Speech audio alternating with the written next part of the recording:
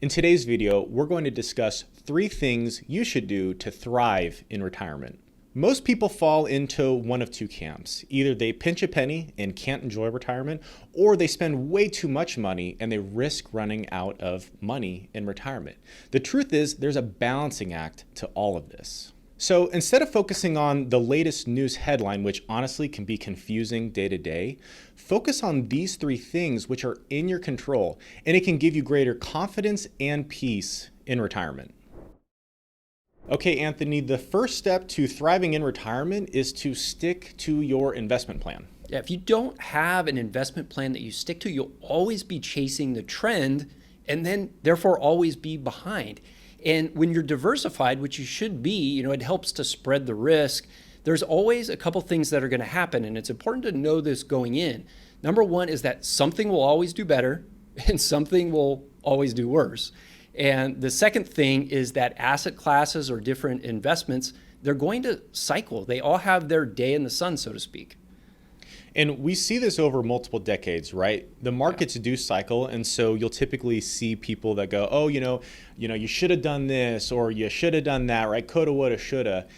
And the truth is that doesn't mean that you shouldn't be making investment adjustments, right? You can be making adjustments and enhancements over time as long as it's done thoughtfully and there's a plan in place. But really what you want to do is avoid jumping ship because, again, the latest news headline says this, and if we don't get into this investment, my retirement is done for. Come into it with a thoughtful approach. And if you haven't met us yet, my name is Alex Okagawa and this is Anthony Saffer. We're certified financial planners here at 1 Degree Advisors, and we help folk make confident retirement decisions.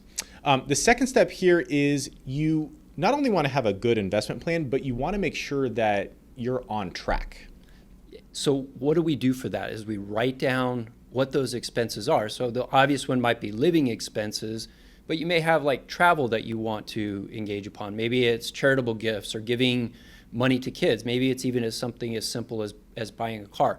Writing these things down and then planning for them, even setting projections of how are we going to get there, finding out and being able to answer that question, am I going to run out of money? And then keeping an eye on the progress. When we have these priorities in front of us, there's going to be different external circumstances that come along. We can't control that part of it, but we can control staying on top of it and working towards it. And I'm really describing here what a financial plan does. This is what we help people with all day long. And that's what helps give them the confidence and the peace to say, okay, I'm on track. Or if I do need to make some adjustments, it's before we veer too far, and that way we could just make minor adjustments and get right back on track. The tracking piece is so important in seeing your progress because what do we know about markets is they will cycle. And so it's really helpful to see, even in down markets, to be able to look back and say, how far have we come? How much progress have you made? And that can really keep you centered on the goal rather than what's happened in the last 6 months. Because in the grand scheme of your 20 to 30 year retirement, that is minuscule, right? All right, let's go into the third step, which is to focus on trying to save taxes, because honestly, taxes is likely going to be one of your biggest expenses in retirement, and it's just something that not enough people are paying attention to. We've seen multiple tax reforms just over the last, 5 years. If you go back to 2018, Tax Cuts and Jobs Act, and like a big one was that the standard deduction was substantially increased. And so that sounds like a good thing, and for many people it was, but it really changed tax strategy. And if someone was, for instance, giving money charitably, you could look at their tax return and they were giving away this money to their church or to another charity in the community, and they were getting zero tax benefit, or they were getting very little tax benefit. So this changed the tax planning. Oftentimes what we would strategize with our clients was say, okay, well, how about if we give as a qualified charitable distribution, which is directly from your IRA, if they're over the age of 70 and a half.